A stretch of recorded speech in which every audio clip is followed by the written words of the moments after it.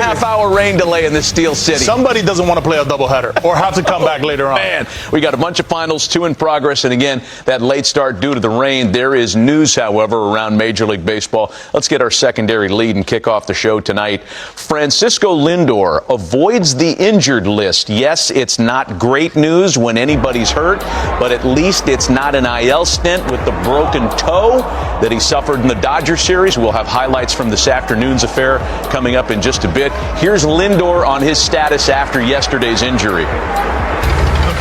Slider, hit my toe and broke it. Which toe? The pinky on my right side. I'm day by day. Hopefully, I feel good enough to play sooner rather than later, and we'll see. We'll take it day by day. I trust the trainers. I trust how they go about it, and it'll be an educated decision to play or not. And this is going to be a conversation after every day. You know, even last night, going back to the hotel on the bus, he was fighting. He wanted to be in the line. I was like, "You're not going to be in the lineup tomorrow." It's like, "Give me till tomorrow morning." I was like, "Okay, I'm going to give you till tomorrow morning," but the answer is going to be the same. That's what makes him who he is.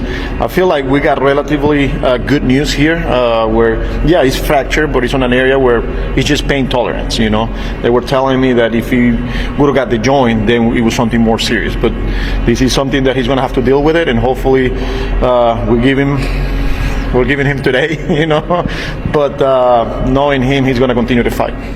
Could have been a lot worse, certainly, for Lindor and the Mets. And for Lindor, he seemed annoyed more than anything that this is possibly going to nag and keep him out of the lineup. Well, listen, I think with the pinky, you don't necessarily use it as much. It's not a thing where you need it. I mean, for him, obviously, his speed's going to falter a bit.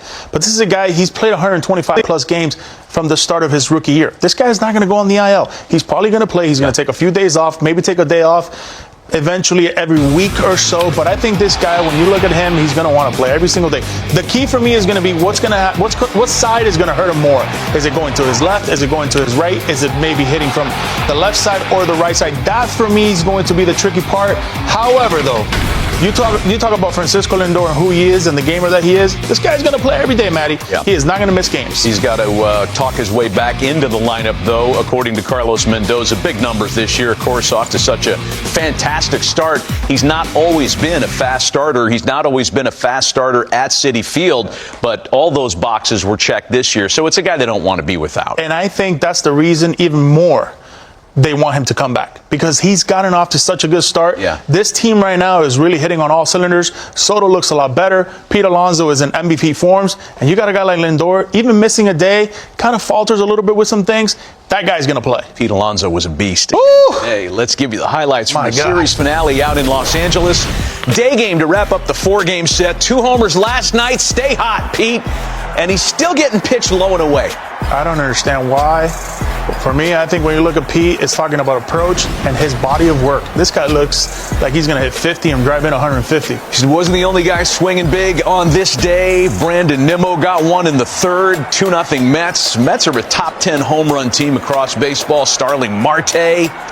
Is it just me, or in this series, they make that stadium look very, very small? Oh, it's not just you. It was flying around all week. David Peterson throwing the ball well, but facing Mookie Betts, who had been really cold, starting to heat up maybe. Doubles to left center. A run scores, and the Dodgers are on the board. Will Smith is next. One of the premier RBI men in the league. Base hitting to left. Dodgers make it a 2-run game. Not just RBIs, playing minority pretty much every day and hitting 320. Top of the 8th. Alonso again. First and second with 2 out. And this brings in another run to extend the Mets' lead to 5-3 to the bottom of the 8th. Got really wild late in the game. Reed Garrett on the mound having a great year. Will Smith with Betts at first, a double. And the Dodgers are within 1. Pick your poison. Later in the inning, Andy Pages, no longer just an out against right-handed pitching, but in a rundown. Oh, no. Brett Beatty with a bad throw, and Smith is able to score to tie it at 5. He got the ground ball, just didn't execute. 2 out in the inning now. Pages at second for the former Met Michael Conforto. Oh, the irony. Conforto comes through. Dodgers lead 6-5. They go on to win it by that score because in the top of the ninth inning, Tanner Scott, who's wobbled this year. Yeah, but not today. It was Not 96 at the top of the zone with that slider that he's had for many years. And the Dodgers and Mets split their 4-game series. In order to win a lot of comeback games, you have to have a good lineup. I don't think any of us disagree on this. Dodgers have a pretty robust lineup. 21 comeback wins, most in baseball this year. You got to be able to win one-run games. You got to be able to come back, especially early on in the season. That's what the Dodgers do. But to be able to do that, too, you got to have 8th and 9th inning guys that will shut you down. Once you take that lead and you come back, you got to be able to put up zeros, and they've had that. Right. Is this another NLCS preview for you? I mean, this was the matchup last year. Would you be surprised if it's Mets and Dodgers in 2025? It will not surprise me at all. I think this team is equipped for the long haul. I also feel like when you look at the Mets, they're in that sprinting mode too. Like they're a team that in the postseason, you don't necessarily want to play them because if they get hot offensively, it's going to be a problem.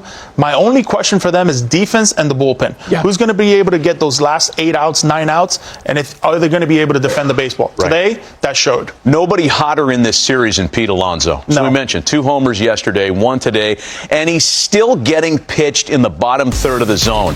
It's where he loves it. Look, these are the home runs this year. Sure, he's expanded his strike zone to get to a few. Yeah, some of those have been up, but that little cluster of baseballs down and in should never happen for him because that's right where he loves it. Where did it go today against Landon Knack? Middle, lower third-ish, out over the plate, and Pete is lunching on anything underneath the belt. That's Pete Alonso. I think when I look at Pete Alonso, the first thing I want to see is what I saw from him in spring training. A slimmer Pete Alonso, a guy that looked a lot stronger. I think for me, when you look at Pete, it's all about approach. This guy's got power everywhere. And I remember his rookie year, this guy at Florida, he was able to hit the ball all over the yard. And I enjoyed watching that from Pete Alonso because I felt like he was a pure hitter. This is his rookie year in 2019. These balls are down and away. These balls are out over the plate. He's able to take these balls and drive them to right center. That is hard to do, especially in that stadium. And when that happens, you're going to get mistakes, and you're going to be able to pull the baseball. It's not easy to go to right center at Citi Field, but he can do it. This was his problem in 2022, 2023, wanting to pull everything. I felt for me that the approach kind of went away. He wanted to slug more. Maybe he was wanting more home runs. I think he got away from that. In 2025, he's kind of brought it all together. He said, okay, I'm going to get in better shape.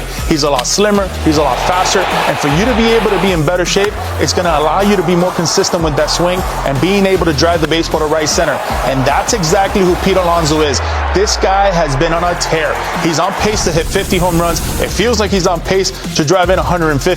But we're getting a better version of the Pete Alonso his rookie year as what we're getting right now, an absolute superstar and on his way to being conversations and most valuable player for the National League. And getting closer and closer to Darryl Strawberry's franchise home run record with big numbers this year. He's also going to get paid at the end of the year, too. Rewarding. That's what he does. When he's doing those things, you should get paid. The franchise record holder in home runs in San Diego hit one today, and it's a nice round number.